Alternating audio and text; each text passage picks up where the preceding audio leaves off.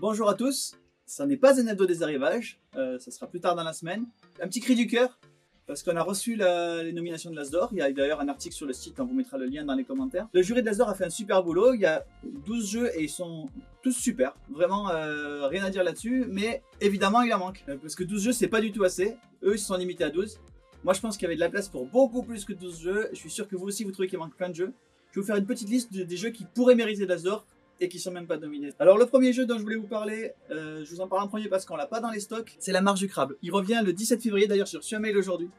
Donc soyez tranquille, il va bientôt arriver. C'est un jeu qui se joue à deux, qui est basé sur la BD d'Arthur Despins, qui est d'ailleurs une très chouette BD.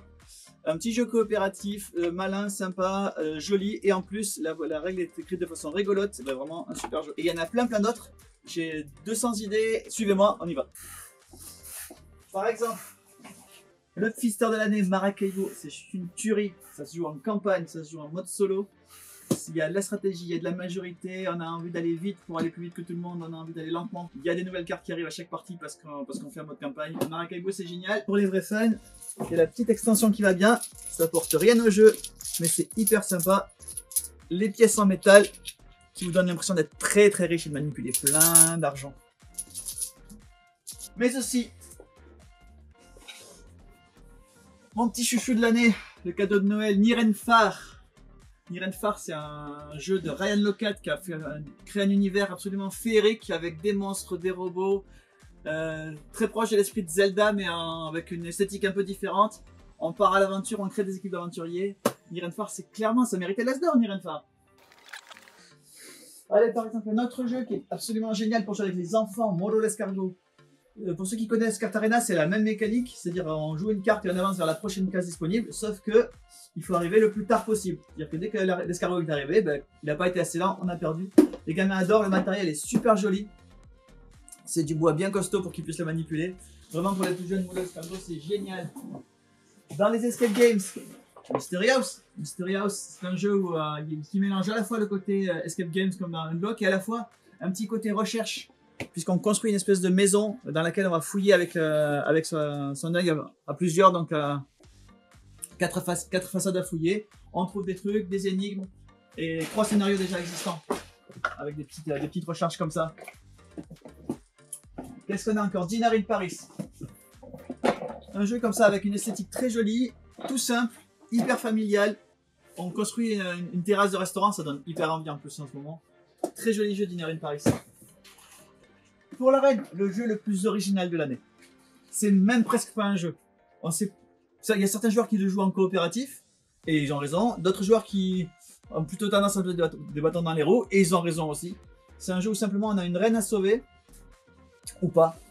On construit une histoire, à chaque tour on tire une carte qui nous pose une question, et on répond à la question exactement comme on veut. C'est purement narratif. Les rôlistes vont se régaler, les parolistes vont découvrir ce côté invention d'histoire. Pour la reine, c'est absolument extraordinaire. Et puis Similo. Similo, c'est un jeu hyper familial. Ça se joue, les règles sont apprises en 1 minute 30. Ça se joue en 10 minutes. C'est coopératif. On peut jouer avec soit une toute petite boîte pas chère, ou alors on combine les boîtes. On peut les mélanger. Il y a les animaux, il y a les personnages historiques, il y a les personnages de conte. C'est absolument génial. Cosmopolite. Cosmopolite, il y a énormément de gens qui ont râlé dans les allées de Cannes l'année dernière parce qu'il n'était pas nommé. Le jury a dit, bah oui, mais il est sorti trop tard, donc ça sera pour 2021. On est en 2021 et Cosmopolite toujours pas nommé. Alors que c'est un super jeu d'ambiance. Roméo et Juliette. Roméo et Juliette, c'est un jeu à deux. Il est magnifique. Jeu de communication sans communiquer. Tout se joue dans la boîte. Le matériel est hyper joli. Ça se joue en une demi-heure. Super pour jouer en groupe. Pictures. Pictures, les Allemands l'ont nommé au Spiel, donc on peut déjà dire que c'est un bon jeu. Ça ressemble un peu à Objet Trouvé que vous ne trouverez pas et que vous ne retrouvez plus jamais parce que c'est un jeu qui a disparu. Mais c'est un jeu de communication avec plein de façons différentes. Des briques en bois, des emojis, des cordes, bref, il y a plein de façons à faire pour communiquer en famille. Super sympa, Pictures. Imagicien, un jeu super familial, le truc tout simple de connecter les points, sauf qu'on ajoute la petite composante rapidité puisque tout le monde connecte les mêmes points avec les mêmes cartes. Très sympa, Imagicien. I Am Banana, mon jeu d'ambiance quasiment préféré de l'année.